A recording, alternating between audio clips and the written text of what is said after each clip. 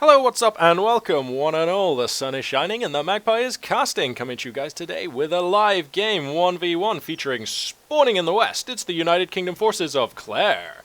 And spawning in the east, it's the Overcommand West forces of KN Barbarossa, a returning player who I have cast before.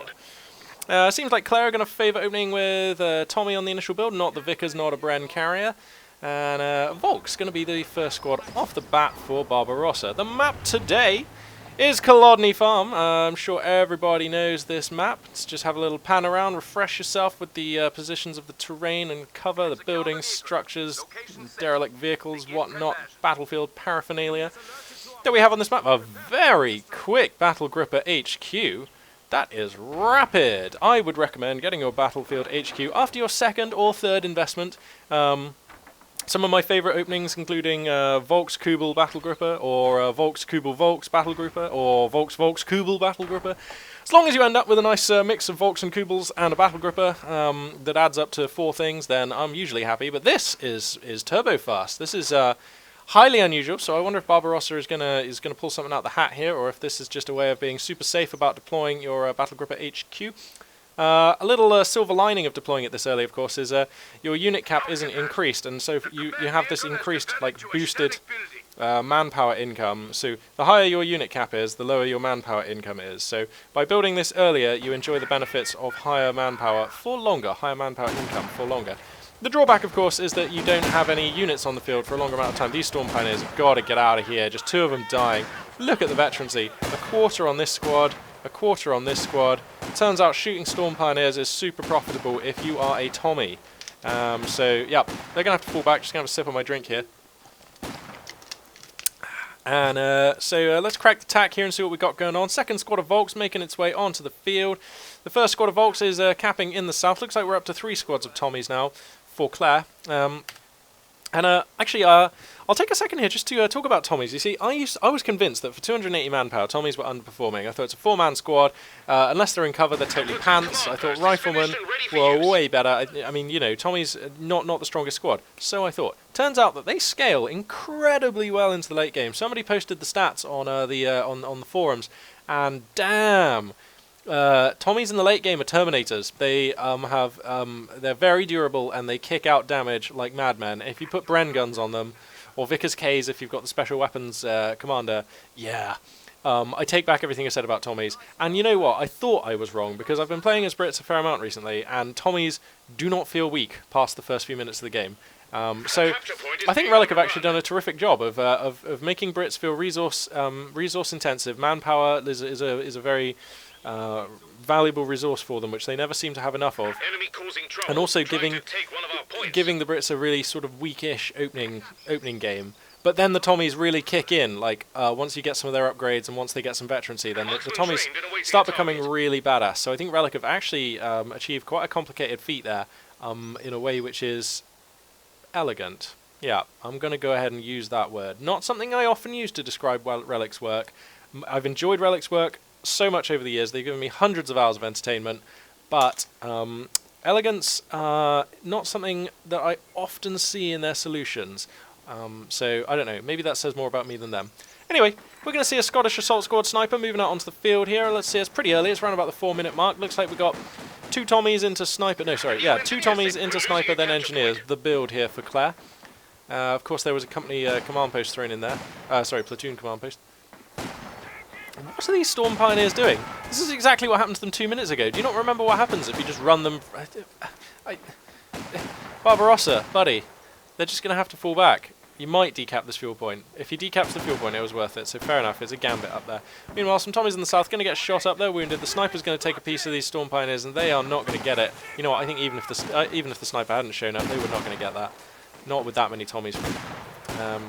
So doing a good job at feeding veterancy to his opponent there with the Storm Pioneers is Barbarossa. A little bit counterproductive, and he's going to go with the Scavenge Doctrine. Again, I always say this, it's the most all-round of the commanders available for the Overcommand West forces. A fantastic commander, I really enjoy using it. I think everybody does, really. And he's one of those commanders where throughout the game you will usually get good utility out of all 5 of these abilities. You know, let me just crack them up on the screen here. You'll normally get good utility out of all 5 of those. Occasionally you'll have a game where you won't use an Ostwind, or you won't use a Howitzer Barrage, or you won't call in Jaeger-Light Infantry, but it's rare. You normally see good utility out of all 5 of those. So that's pretty cool. Looks like the AEC-10 has been researched. Ooh, controversial, and I really like this. The AEC-10, people are whining about it on the forums. I don't agree with that at all. I think the AEC-10 is a fantastic unit. I've used it really well. I've seen it used really well. I think it's a great harasser, very potent anti-tank unit. I think it's up there with the Puma, and the fact that it's cheaper is fantastic. I just think it's a really good unit. So, hey, that's just my opinion. Take it or leave it. Schwerer Max Schlepper out here waiting for the 2 more fuel to come in. Then we're going to see a Schwerer Panzer HQ come out in a pretty decent position. This is like reasonable. Going to cover the south quite nicely. I quite like that. I can hear the Scottish Assault Squad sniper. Here he is. He's chunking rounds out. He must be he's halfway through veterancy level 1. He's got 4 kills. Some Royal Engineers here. The boys from Wales going to come and help him out. He's going to take a little bit of damage, but nothing to write home about, so he's going to be fine. Going to keep plinking down these Volks, maybe. Nope, they're going to get out of range, so just in the nick of time. I can hear a Lig firing, and there it is. So a Lig's going to be on the field for Barbarossa. He's up to 4 squads of Volks now. 4 seems to be the favoured number for Overcommand players around the world. Storm Pioneers, they're going to be reinforcing, rearming. Looks like he has researched... No, he has not researched the forward fallback point. Sorry, my mistake. So, yeah, here comes the Schwerer Panzer HQ, and this is relatively rapid. I mean, it's not especially rapid, but it's fairly fast. A lot of players choose to delay that just a little longer. So I wonder if he's got plans, if he's got designs on building a Lukes or something like that. He's not going to have the manpower in place to go for Oversoldaten or anything like that. So that's not going to be a thing. As we take a look here at the base for the British, has he got any infantry upgrades? No, none yet. Needs to reinforce these squads. There we go. In fact, sorry, they are reinforcing. Needs to activate the medkits. Yep, there we go. Yep, see. He's using the medkits. There we go. And the Lig is... Where's the Lig? Let's just double click it. Okay, he's pushed it up a little bit, and I like that choice. That's a really good idea. Going for a big push. If I crack the tack, you can see a big push up in the north for the Overcommand forces, and it is being answered by the British forces, which means that we might see a fight taken here. Both forces angling for opportunity here. The sniper going to get some kills in.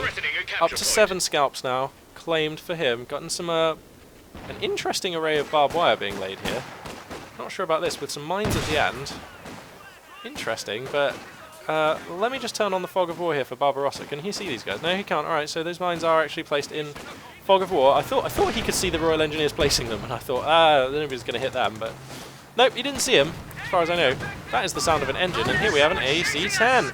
Not sure I like just running it out into the Fog of War blindly. That you could lose an AEC in an awful hurry to, I don't know, a scout car or whatever. It's going to take some damage from the Schwerer Panzer HQ. The flat gun on that, decent enough against armour of that magnitude.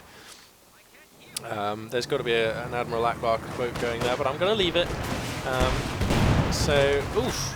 Shrek going to... Wow, this AEC-10 up against the ropes. He's got to be real careful with it. It's just taking a Shrek off these squads of Volks. Another like that might destroy it, certainly damage it, cause some sort of critical damage. Volks in here, trading for damage in a building. Oh, I can hear the boys from Wales getting stuck in. They're just going to be falling back, I think. They're probably going to try and hook up with that AEC-10 and repair it. The AEC is... this is just a weird spot, because if it gets found here, it can't really move. I mean, like, I know it's not going to happen, but this is a weird spot. You always just want to leave it, like, somewhere where it can at least move in every direction. So, anyway, just throwing it out of harm's way. The Light Gun nearly up to 1-star vet, which of course is relevant because that will give it bonus range. Storm Pioneers grabbing the munitions point, very important. Now, Barbarossa is leading by 17 tickets, but he's on the clock right now, so that lead is diminishing, and it's usually in this phase of the game you really want to push. Like, for example, these Volks, why are they not capping this point? They could just pop out the building, grab it, and if any danger arises, then they can just pop back in. Also, their range from this building, I mean, it probably extends to about here. And there's not a lot there. So I like getting these Volks out of the building. You can always put them back in if danger arises, or if you spot a fight coming. Another incendiary going to be used here, but the delayed flight time there, providing ample opportunity for Claire to move these Tommies out of that fire. Sniper claiming some more scalps there at the back. Oh, and a fullback going through the minefield there, claiming the lives of 3 brave Volks Grenadiers. So, good placement on that mine, I suppose, because it's clever stuff. Claire is actually smarter than me, definitely, because by building this barbed wire, that forces the fallback route to go into the mines. So there was actually no option to avoid those mines there because he pressed fallback from Barbarossa. So that's interesting. Do we have the forward fallback point research? No, we do not. And saving up now, up to nearly 80 fuel. So I think if he wanted to buy a Panzer II Lukes, he would have done so by now, as would Barbarossa. Claire floating a lot of manpower for UK forces. Probably going to call in the command glider. You have to feel it's a command glider. Good landing spot for that would be here. That's a nice forward fallback. Yep, here it is. This spot here is pretty nice. Like it's a nice forward fallback and reinforcing location. You can train medics out of this glider because Claire has chosen the Vanguard Operations Regiment. This is probably my second favourite commander for the British forces. I went into the store and I treated myself to the special weapons guy, and I know he's going to land it up here. So sure, she's going to land it up here. Fair enough. Yeah, I went into the store, treated myself to the special weapons commander for the British forces. The reason being, I used to play Wehrmacht a ton, and I love a good reinforcing half-track, and that commander gets the reinforcing half-track. And seriously, was I really going to wait for that to drop in war spoils? No. You know what, Relic? You can have 279 more of my New English pennies. You know what? They're people I don't mind supporting. So yeah, I purchased that commander, and I am loving it. He is my #1 commander for the Brits by far. Anyway, 2 lives now that count, and we've got a big push here coming out from the Overcommand West forces. The British forces falling back in good order though, no damage really being inflicted. The sniper here trading for damage as he falls back. Here it comes, boom. Yeah, there's the shot, and another Storm Pioneer, so some good focus fire here from the Scottish sniper. And wow, falling back everybody in the face of these commandos and the forward air landing field officer. Wow, and the Lig's going to destroy the glider, so that is actually taking quite a lot of the value out of this 540 manpower investment that was called in here for Claire. But Claire's going to push forward. She's got the air landing field officer. He's got the URA officer charge thing, which is awesome. When you remember to use that, it is so cool. And this Lig just kind of moonwalking. What's going on with that? Okay, now they've stopped moonwalking. They're going to start actually moving. The sniper's going to find himself a good position to start capping some rounds into these folks. He's a little close though. Oh, and this is why. Because of course at 1-star vet, the snipers get the ability to call in the pyrotechnics package. Now, do we have the 2 guns? Yeah, 2 guns here in the British base. Let's get a shot of these boys firing. Here we go. He says. They'll be firing, right? There we go. Boom. Boom. I'm just going to leave the camera here and see if we can see the shells in the distance. Yeah, we can. In fact, you know what? I don't even need to do the sort of 8-year-old sound effects because the game is doing that for us. Listen on that. And this is why we like playing as the Brits. This is good times. Anyway, I'm going to move the camera now because stuff is going on and I don't want to miss it. If I crack the tack, you can see there's a lot of Axis forces headed up to the north of the map. Some of them have already been forced back though. And here they are now, 3 squads of Volks coming on in, 2 with Shreks. They're going to probably deal with these Tommies. The air landing field officer might decide to get involved, but I'm not sure I like it if he does. He's a very expensive unit, and this isn't a fight even he can take, I think. If he hides here, it's very annoying, but you know what? If I'm Barbarossa right now, I just send 2 squads this way, 1 squad this way, and get him in a pincer, or even 1 squad, keep 1 squad in the pocket ready to respond. It's up to you. Causing trouble, trying to take one of our points. Yeah, there could have been a split going there. Seems like he's just going to blob it on up here. I mean, damn, people really like blobbing. I always split my forces and control them all individually using tab. Just a tip for people, I guess, people might not know this. If I was playing as the Overcommand right now and I just box select all these units, and see how I've got 3 here, and I can use tab to cycle through them. You can see that tab there, just cycles through them, and then you can command them individually. So it's a really nice feature, lets you micro your squads in a hurry, you know, and that's if I'm in a real hurry. What I normally do is keep all my squads on different hotkeys, like 1, 2, 3, 4 for my Volks and so on. In fact, I normally go 1, 2, 3 Volks, 4 Storm Pioneers, 5 Kubel, 6 Obersoldaten, 7 Ostwind, 8 Panzer IV or Panther, depending on what I went for, and 9, 10 artillery options like Ligs and stuff like that. So that's my default scheme, but you know, you have to mix up your unit composition, so by no means are my control groups those in every game, you know, that's just my kind of like how it normally lines up, but you know, I don't always buy those units, sometimes I'll mix in other things, so you know, these things, you have to be flexible. You've got to move these things around, but having all of your units on the numbered control groups is definitely a benefit. Whoa, those Ligs are getting some decent hits there. Getting some decent. Whoa, some sort of gravitic anomaly caused there. A small black hole forming for a fraction of a second as the Horsey glider was driven through by the AC-10. And a lot of people might not know this, but the RAF, when they were building those Horsey gliders, they did actually make certain elements of the subframe out of unstable dark matter, which, you know, there was a small chance when these things crashed that they would create a black hole. So we did see that accurately modelled there by Relic's physics engine. Fantastic work. Company of Heroes 2, a pioneering, you know, demonstrator of physics-based, you know, procedural gameplay and stuff. I better get back to casting the battle. Tommy's here, going to be making a trench to fortify this position. I don't mind this at all. It's in a bit of a weird position though, and I would love to see some more indirect fire put down, because the thing about, you know, we saw the sniper run in on this position. He threw the smoke grenade to here. The thing I've noticed about the British smoke grenades is you get a lot of fire, but it's very inaccurate and it's quite slow. It's also very cheap, so it doesn't often give you any results, but when it does, it will kill squads and maim, it's very destructive. Panzer IV here, the fuel choice for Barbarossa. So the key to using it from the British is to use it often. Just keep throwing it down. Every time you're within range of the Overcommand's battle group headquarters. What is with this? Use your units! What? This makes me so angry. This is not how an army that is being well used looks. He's just microing his Panzer IV and nothing else right now. It's just, what? Come on, Barbarossa. So anyway, yeah, if you use that ability frequently, right, you maximise your odds of getting those devastating hits, and if you've got the munitions to do it, which I seem to find as the British I usually do, yeah, then you can start making some spicy use of those 25-pounders, which you get for free just for teching up in your base. You know, you might as well use these things. So anyway, massive push out. The blob is going to go south. Barbarossa, a real fan of the blobberize, you know, the blob tactics. He is fanning out a little bit here, so you know, fair enough. Good for him. He has to look out for mines. There is a mines detector on these storm pioneers, so that's good. Can't see any mines anyway, so he's probably going to be all right. But we've seen Claire be fairly canny with mines. You know, some nasty stuff was done here. So yeah, the British forces kind of a little bit idle as well. Also deployed up in the north of the map, which not where his opponent is. The Panzer IV is going to go for a look up north, and I'm not sure I like this. Sending out into fog of war unsupported. A veterancy 0.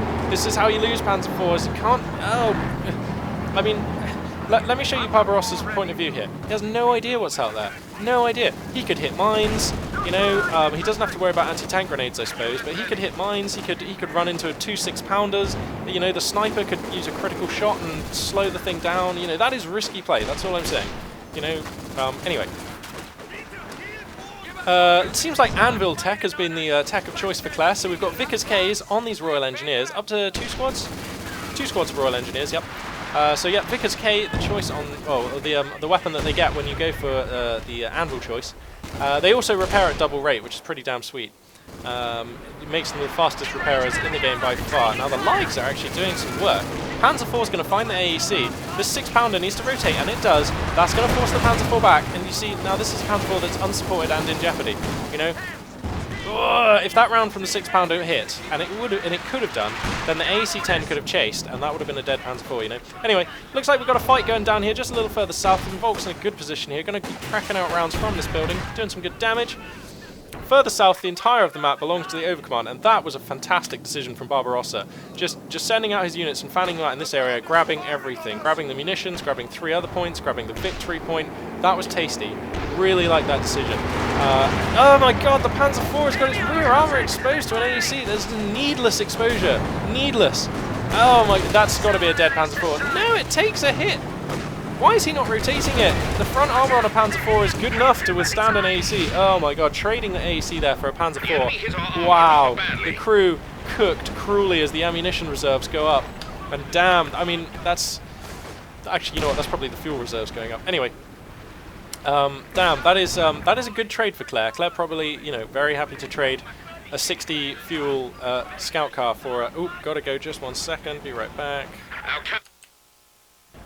Hello everybody, sorry about that, I am back. Just had to pause the cast for a moment there, had a ring on the doorbell, but I'm right back now. So, seems like Barbarossa heavily on the offense right now, pushing into the remaining third of the map, which is still held by Claire. That's the north. Squad of Tommy's going to grab that victory point. So, Claire's still on the clock, trailing by 60 tickets right now, and losing 1 per tick, so not too bad. That SAS sniper is doing work though. He's up to 26 kills, 2.5 star levels of veterancy there. And the crucial level of veterancy for the SAS sniper is veterancy 2, because if you see here, that's the one which gives him increased survivability. Now, as far as I know, I'm not sure about the Russian snipers, but I know that the German one does not get increased survivability at any of his ranks, so at least I'm pretty sure he doesn't. So that actually makes the British sniper the most durable one in the game. That is the chattering sound of Vickers K's you can hear.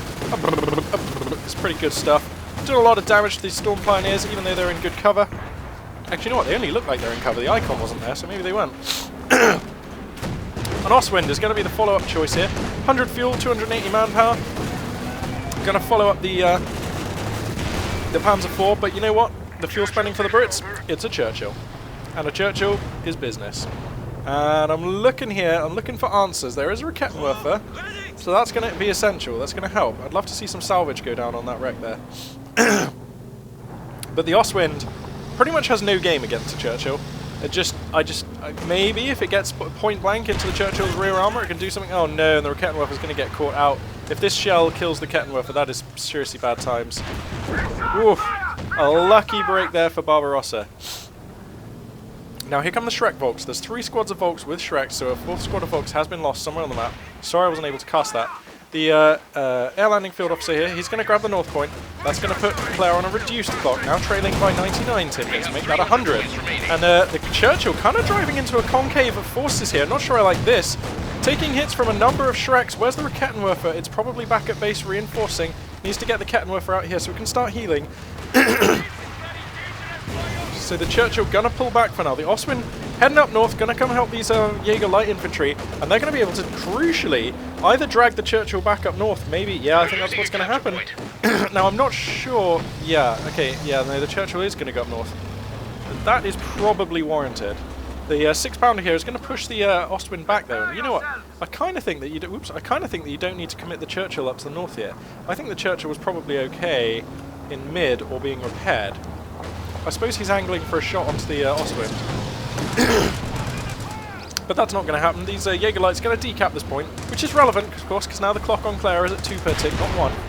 So doubling the rate of attrition there by taking this point, and he would have tripled it too if he was able to capture it with Barbarossa. So here comes another horsey glider. We can see it on the mini-map, and we'll watch to see where that lands. I imagine it's going to be in the same place again. The Ostwind's going to get some shots into it though, and the flak HQ, so it's going to be a little damaged, I suspect, when it comes down. Here it comes, same place again. Let's watch this landing. Yeah, so it was on 2/3 health before it even touched the ground. Now it's on 1/3, so a useful building and in a good position. Is this concave of Volks doing some work against the Churchill? Now the air landing field officer, he uses Ura, he comes on in, there is an SAS sniper in backup. Grenade barrage going to go down, but it's going to be it was a prophylactic barrage that was too late. And the artillery calling coming down on the horsey glider. So Barbarossa clearly thinks that there's a lot of value in destroying these horsey gliders for the British, and I probably agree with him. A forward fallback reinforce and forward fallback reinforce station is totally valuable, especially when it can train medics. So I think that's totally a thing.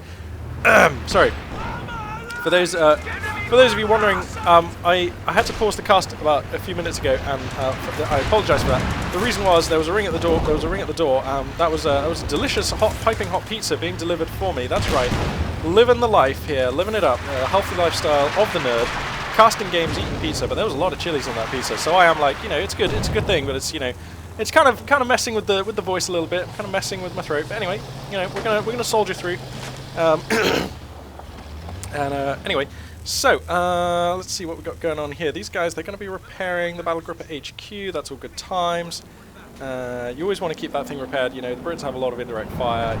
It's just a good thing if you have idle storm planners in the area. I always heal my trucks if I can, if they're not needed elsewhere. A couple of live rounds coming in, but they're both going to fly along. But this is a good concave of units here. We've got Jaeger lights. We've got 3 squads of Volks. We've got an Ostwind forming pretty much 180-degree concave there. So those Tommies are going to be sent packing.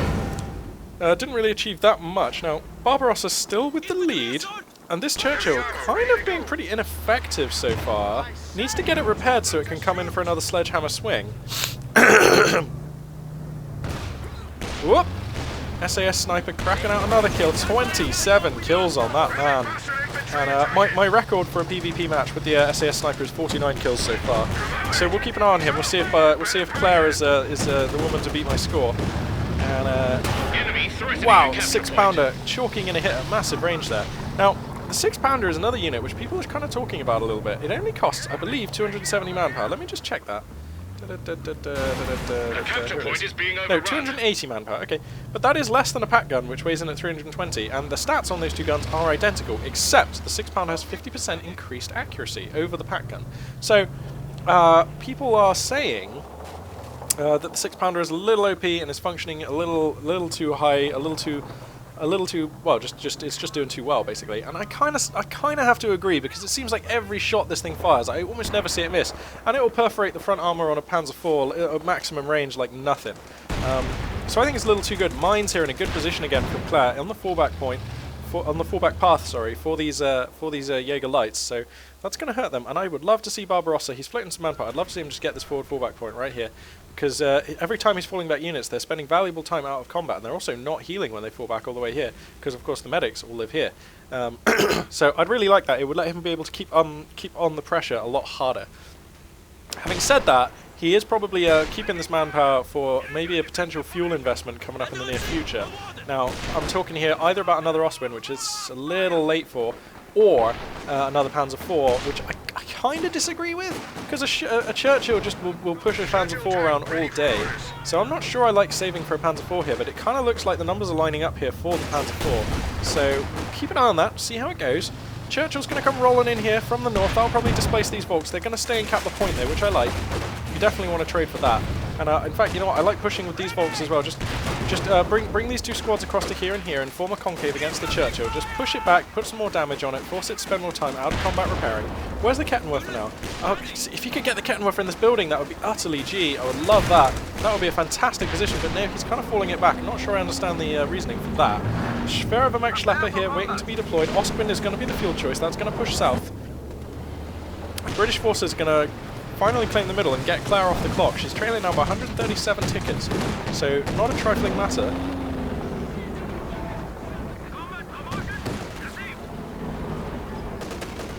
We just watch this Ostwind putting some Dakar on that forward air landing field officer. SAS Sniper, the Scottish Assault Squad, deployed in an awkward spot. He's currently in negative cover right now, which I don't like. Jaeger Light Infantry have got long enough line of sight that they would just see him stood there. So I like just I don't know, hugging him onto this fence, putting him in this crater, something, you know, you can pick or choose, but I wouldn't leave him in negative cover. Now, obviously that's not a deliberate choice by Claire, just highlighting it there as just a little just a little kind of incongruity there with the play. And here comes a Jagdpanzer. And I am always happy to see a Jagdpanzer on the field. Let's give this guy a little camera swing by. Oh yeah, look at that thing. Boom. Tasty.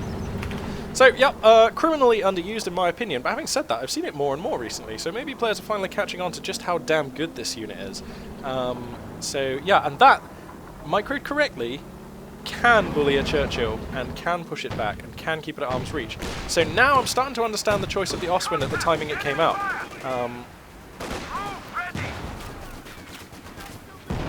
Wait, you know what? The Ostwind wasn't the choice, was it? Ha! Sorry, I thought he called in a second Ostwind. No, he didn't. It's he just put his fuel into a Jagdpanzer. Anyway, I still think that's a totally sane, smart choice. The Jagdpanzer Ostwind combo is like a 1-2 punch, which has you covered for most things. You know, you got your anti-infantry, you got your anti-tank. It's like you know, they're like a tag team duo. And I've been using that tag team duo since like Overcommand came out, and I just totally think it's really sweet. I don't see players using it nearly enough. An unlucky bounce there on the first shot from the Jagdpanzer, which needs to start reversing. This is a dangerous place. Actually, no, not with the... Sorry, I didn't see the Kettenwerfer here. Yeah, that'll force the Churchill back, and I even like stalking a little bit here. Is he going to come forward and stalk? Yeah, he's going to come forward and stalk. Now he needs to put the Jaegers into this building to provide line of sight for the Jagdpanzer. We're going to see it? We're going to see it? No, we're not. So that Churchill probably going to escape scot-free. Now, where is the Jagdpanzer transitioning to? Is it going to go for some high ground shots from here? Is this like a super read from Barbarossa? Where is this Jagdpanzer going? Not sure. Oh, it's coming up to the north. Wow. That's a crocodile. That's the Churchill. Didn't notice. We got a crocodile on the field. Wow. That's pretty scary. Oh no, the Jagdpanzer's been stunned. That's probably a dead Jagdpanzer. As soon as this Churchill gets round to his side or rear, it's game over for that Jagdpanzer.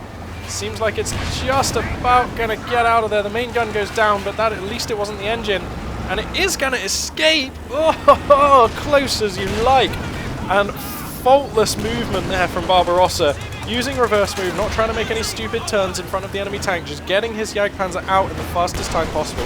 I like that, but here's the problem for Barbarossa. This creates a window where the two Churchills can just come in and bully everything. And if he's smart, he's going to look for the... Yep, he did. He literally just killed the Kettenwerfer. So, real bad times now. And here come the Hawker Hurricanes. They're going to make a mess of these command lines. The Ostwind here trying to defend for all it's worth, but it's got bigger problems. It's got a Churchill and a Crocodile coming up right at it. and that all of, I mean, oh, wow, I'm tempted to crack the tactical map, but just use the mini-map. This is like a knockout haymaker punch here, using 2 Churchills as a kind of steel fist here, just battering ram tactics. And the thing is, once you get the Crocodile in range of your opponent's fallback point, it is pretty much game over for any infantry they have. The DPS on this thing, extreme, absolutely extreme, and that is gonna, oh, it's just massive losses coming in here. The Flak HQ and the Ostwind are able at last to deal with one of the Hawkers, the other one's still patrolling. And I think, I'm amazed that Ostwind's still alive actually. I thought the Churchill would have had it by now. And what the, these Volks at 3, 4 and 5 star vet are able to push back the Crocodile. Wow. I did not think that Barbarossa would be able to stabilize that, and I think if Claire would have been active pushing in with all these other infantry units that are scattered around the map, I think if more supporting forces, I mean 2 Churchills is brutal, and I thought it might be enough to get the job done there, but it wasn't, and I think if those 2 Churchills were supported, it might have been enough. That could have been a game ender. As it is, it's been a massive setback for Barbarossa, but you know what, the British forces unable to grab the point to the south during all that, so Barbarossa still has 1 victory point. He's not even on the clock that bad, only 1 ticket per tick.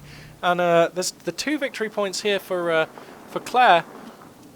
Yeah, Claire's off the clock, but Barbarossa's still leading by 45 tickets, which after a drubbing like that, I cannot believe he's still got 3 Volk squads at 4 and 5 star vet with Shrek's alive. He managed to save both of his fuel investments, the Osti, the Jagdpanzer, the 1-2 combo, still up. And so with that, yeah, he's still boxing pretty here. Barbarossa is going to be able to regroup and go. Now, I don't like standing around here with a load of... I mean, what are these squads? There we go. Now the move out occurs, yeah. Because I just don't like standing around when you're playing against Brits with squads like that. You know, anything could fall out of the sky. Hawker Hurricanes, gliders, artillery. You just never know. You know, the sky can literally fall when you're playing against the Brits. So that is not entirely accurate. I'm kind of... There's some poetic license being taken there. Here comes a grenade barrage. Oh, that's pretty close range. Some of that splash catching the Fallschirmjägers, they're fearless there, just taking that frag in the face and enjoying it, moving on with the job, getting it done.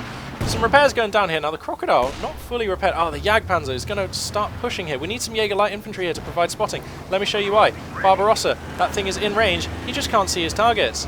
Now at 2-star veterancy, the Jagdpanzer is capable of spotting for itself, which is fantastic. It gets like a wedge, a forward wedge of vision, which is a massive benefit. Still doesn't see very well to its sides and rear, but you do get a massive forward wedge of vision. So, in the absence of veterancy 2, you really need some Jaeger light infantry just standing about, just doing some spotting. Not sure I like exposing the Ostwind for no reason here. What was the Ostwind ever going to do against this? Except now it just has to sit back and repair for a while. Now you've got to pull your Storm Pioneers off there, put them on here. It's not so great. So I'm not sure I fully understand the motivation for bringing the Ostwind in there. Could have missed something though. So anyway, my Vickers in a good position, but that's probably going to go down. There's the Incendiary, and you've got to think that's going to be the end of that Vickers. This guy, he's going to try and pick up the Vickers, but he's probably going to end up doing the Bernie dance. No, put out of his misery well before that. Rifle round from the Volks, KR-98K, ever the efficient killer. And here we have a Firefly, and this changes the balance of power considerably. This is a real answer to the Jagdpanzer. This can beat the Jagdpanzer in its own game. Now, how many munitions do we have for Claire? Enough to purchase the tulips, and enough to get a salvo off. Now, I like queuing up the tank commander at this point as well, just because the tank commander makes your British tanks just so much better. It's just a must-take upgrade. You just always want it. At 25 munitions as well, it's an absolute steal. I'd still say it's a bargain at 50. You know, I would happily pay 60 munitions. 75. I would pay 75 for that upgrade. It's really good. It's brilliant. And here comes the Crocodile again. It's multitasking, roasting and toasting some dudes whilst flumping the Ostwind back. Jagdpanzer's in a decent position, but I'm not sure, is it firing or not? Now it's firing for sure, but it's missing, which is a shame. How much veterancy on this Jagdpanzer? Nearly 1 star. Nearly 1 star. 1 star veterancy is a big deal, because that lets it go invisible, and that lets it play against the Sherman. Here comes the Sherman. The Hawker Hurricane's going to come in again. Damage being dealt here, and you've got to think, this time, the 2 Churchills, the Crocodile and the Churchill tank, coming in with support. We've got a 6-pounder, we've got Royal Engineers, we've got Tommies, we've got a forward air landing field officer who really needs to use his shout right now. If he could just use his shout, that'd be so good. The officer charge would be amazing right now. Kind of flaming his own dudes. Got to be careful with that Crocodile. Not sure about that. But yeah. And the Sherman Firefly going to get the final cracker hit there on the Ostwind. Wow, the light gun getting mowed down by a cinematic strafing round from that Typhoon. Now, if the Crocodile has enough HP to get back, no, it doesn't really actually. The Crocodile's quite weak right now. I hope that the crocodile doesn't get killed by this flak HQ. That would be a shame. But you know what? You've got a 3-star Sherman here. Sorry, Churchill just doing work against these poor guys. You need to send your infantry. Oh, the tulips! The tulips just smashing the Jagdpanzer down in its prime there. Here comes another Jagdpanzer. Oh wow, that was a fresh Jagdpanzer. This is the veteran one. Oh wow, and the Churchill gets taken out by Volks with Shreks. Now I like just pulling the Storm Pioneers back, reinforcing and repairing this guy in situ at that location.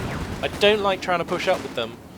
The Schwerer Panzer HQ is down, the Schwerer Wehrmacht Schlepper is burning, the Battlegrupper HQ, all that stands right now on the front lines.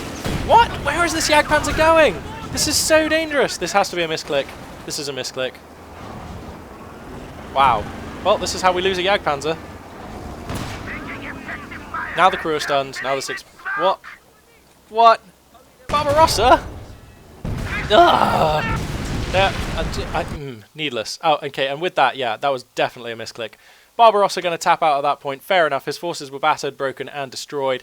You can see the sheer amount of firepower that we had being deployed there. The only thing that could have made that more intensely destructive would have been if Mr. SAS Sniper, who for the record only made it to 29, some 20 kills short of my own personal best, 49.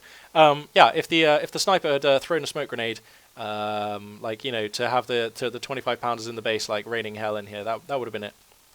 So after the first time that the Churchills rushed in here and pushed, and the Crocodile managed to push everybody back to here, and it all looked really bleak, Barbarossa was able to repulse that, and it looked. I think he was kind of ready, set to make a play. I would need to watch that second fight again to see exactly what could have happened, because, pardon me, I think that the forces were actually quite good. I think the Jagdpanzer here, in the second fight, when everyone would, you know, the one which ended the game just now, when the two Churchills came in, they came in from the north here, and the Jagdpanzer was tucked into this building here. It got some shots. Well, actually, I think one Churchill came through mid, the other one came from the north, but anyway. It got some shots, but I much prefer giving the Jagdpanzer a lot more space to work with. So I think having it here, making this your forward reverse line here, would be much better, because you can kite back against the Churchills no matter what they try. You can kite back to dodge the Hawker Hurricanes. You can even kite to dodge the Firefly a bit. Yeah, it's a big ask. No, I'm not saying I'm not even sure I could have taken that fight. Because I'm so good. But you know, I don't think that was a very easy fight to take. That's what I'm saying. So I'm making these suggestions like Barbarossa did something wrong in that fight, but he only may have done. I'm not even convinced that was winnable. So. Yeah, a good game there, interesting one between Claire and Barbarossa. Sorry I had to go and, sorry there was an interruption in the middle, but I guess when I cut this together, it should seem instantaneous for you guys, so that should be fine. So, yeah, thank you very much for watching. This is Magpie842 signing out.